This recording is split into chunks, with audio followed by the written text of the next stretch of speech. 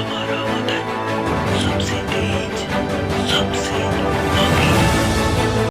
प्रताप सेना इस बात के लिए धन्यवाद की प्राप्ति की पात्र है कि आज हम लोग उन महाराणा प्रताप की जयंती मना रहे हैं जिनके समकक्ष विश्व में कोई दूसरा पैदा नहीं।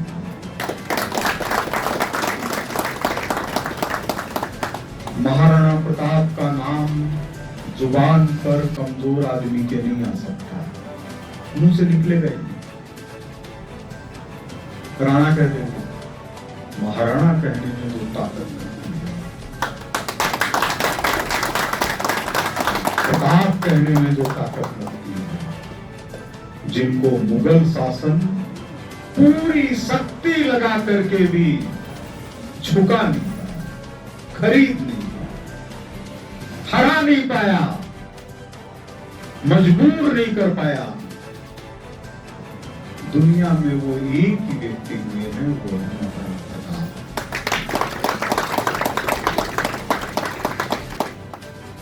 और हजारों वर्षों तक जब तक भारतीयों में दम रहेगा, जो कभी भी खत्म नहीं होने वाला है, महाराणा प्रताप हमारे बीच में अमर रहे।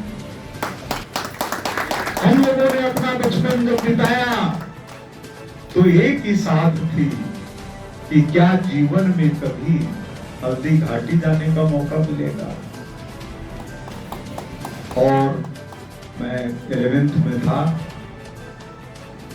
रक्त तलाई जब गए तो आप विश्वास नहीं मानेंगे, माटी को इस तरह से माथे पर लगाया जैसे काशी विश्वनाथ का चंदन लगा है।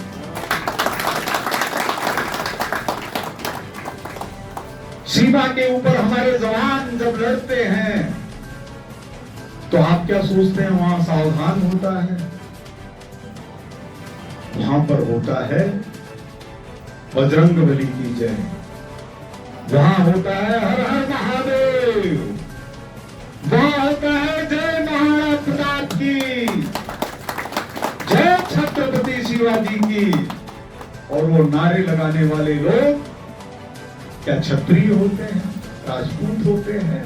नहीं, वो भारत के जवान होते हैं जिनको भारत माता प्यारी है और जो कभी भी पीठ पर गोली खाने का काम नहीं करते, जो कभी पीठ पर गोली खाने का काम नहीं करते। भारतीयों की पहचान यही है। एक बार यह सवाल उठा कि कुछ सैनिकों के शव पड़े थे, इसमें भारतीय कौन है और पाकिस्तानी कौन है? तो पाकिस्तानियों ने ही कहा कि जिसकी पीठ में गोली लगी है वो हमारे हैं और जिनके सीने में गोली लगी है वो आपके हैं।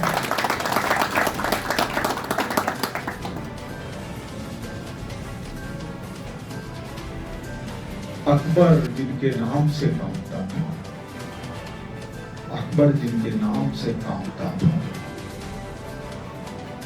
आप लोग जब मेवाड़ के इतिहास का अध्ययन करेंगे, जो कवि राजा श्यामल दास जी ने लिखा, मेवाड़ के महाराणाओं ने उस इतिहास को तैयार करवाया।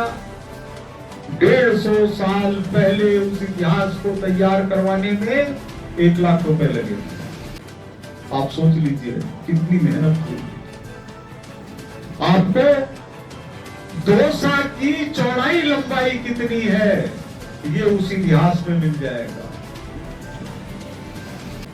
आपको सागानेर की लंबाई चौड़ाई कितनी है ये उसमें मिल जाएगा।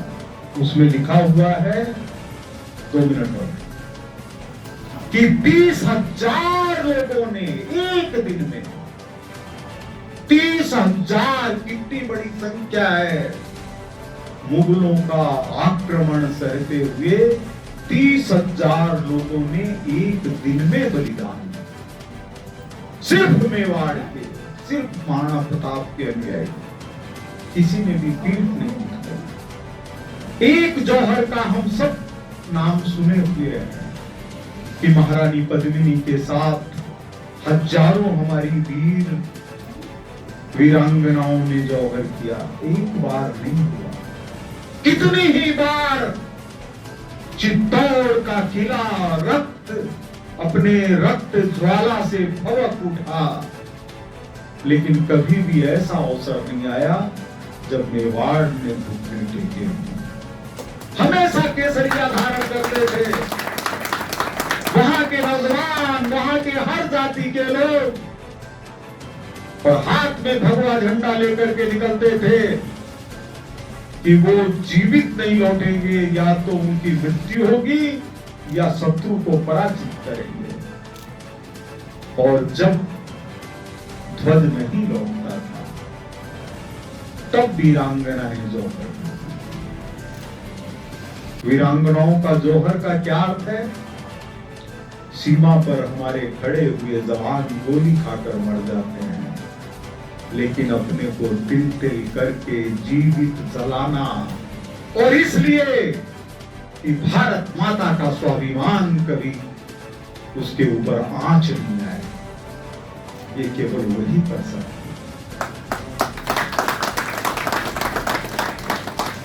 पन्ना राय को कहां से प्रेरणा मिली कि पुत्र की जान देकर भी उदय सिंह को बचाना है?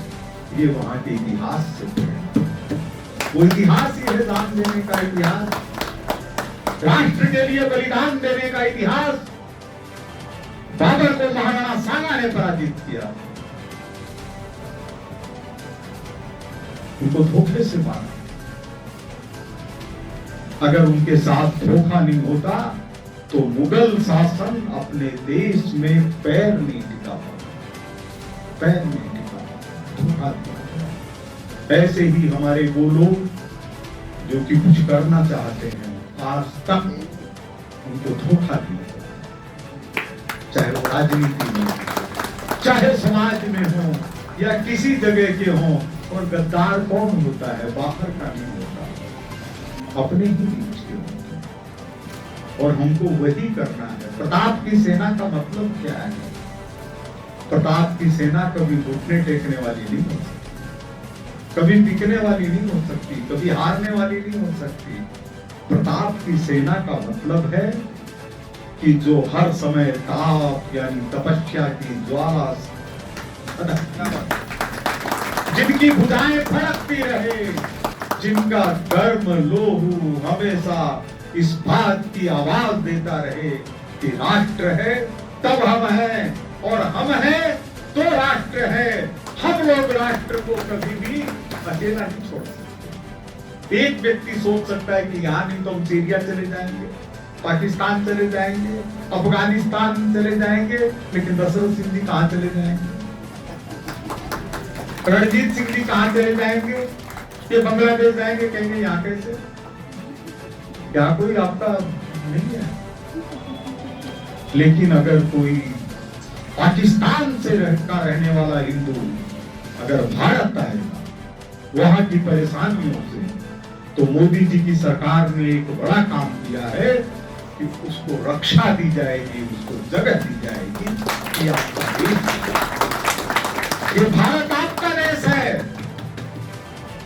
और एक चीज मैं आपको बताऊं, मेरे को बहुत लगता था कि यहाँ महाराणा प्रताप और छत्रपति शिवाजी महाराष्ट्र में दोनों महावीर, दोनों में समानताएं, एक गुरिल्ला तरीके से युद्ध लड़ते थे और एक आमने सामने फैसला करते थे।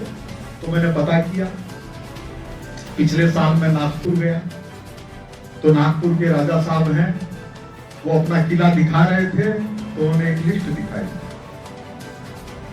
और लिस्ट के अंदर लिखा हुआ था कि महाराणा प्रताप के वंश के छत्रपति शिवाजी के पूर्वज महाराष्ट्र है।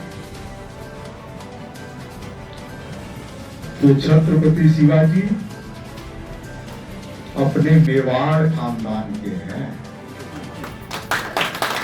इसमें कोई अतिशयोक्ति नहीं है। कोई भी कहे कि प्रमाण चाहिए तो प्रमाण मेरे पास है। अपने मेवाड़ के एक भाई महाराष्ट्र चले गए और उन्हीं के वंशज हैं छत्रपति शिवाजी महाराज। तो जो धरती, जो राजस्थान की धरती महाराणा प्रताप और छत्रपति शिवाजी के खून को पैदा करे, उसके लिए कहा गया है कि यहाँ की के जो रास्ते हैं वो वीरों की हड्डियों की धूल से बने हैं। आज भी आप महसूस करेंगे तो आप महसूस कर सकते हैं कि चेतक के टापुओं की आवाज आए। आज भी आप महसूस कर सकते हैं कि यहाँ तो तलवारों की खनखनाहट है। किलों के अंदर जाइए तो जर्रों जर्रे पर इतिहास मिलेगा। महाराणा हमीर का घोड़ा पहाड़ पर चढ़ गया, आज तक उसके टापू के निशान। अब कोई कहे पत्थर पर टापू के निशान, जो घोड़ा पहाड़ पर चढ़ सकता है उसके टापू के निशान नहीं होंगे तो क्या होंगे? मींगड़ी के निशान होंगे। ये है हमारी। तो सबसे पहले मैं आप सबको बधाई देता हूँ, प्रणाम करता हूँ, अभिनंदन करता हूँ कि महाराणा प्रताप की याद करना उसी तरह से है जैसे हम अपने भगवान को याद करते हैं। और मेरे मन के अंदर तो वर्षों से कल्पना है, एक दिन ऐसा आएगा बहुत जल्दी जब राजस्थान विधानसभा में मुख्यमंत्री की शपथ लेने वाला कोई भी व्यक्ति महाराणा प्रताप को माल्यार्पण करके ही शपथ लेगा, करनी पड़ेगी। इसका अर्थ नहीं है कि हम किसी के विरोधी हैं। जैसे अंबेडकर जी की मूर्ति लगा रखी है, कहीं सूरजमल जी की लगा दीजिए, तेजा जी की लगा दीजिए, दुर्गा जी की लगा दीजिए, रामदेव जी की लगा दीजिए, वाल्मीकि जी की लगा दीजिए, परशुराम जी की लगा दीजिए, हमको किसी पर इतराज नहीं। लेकिन राजस्थान के प्रतिनिधित्व का अधिकार सिर्फ एक व्यक्ति को है, उनका नाम है महाराणा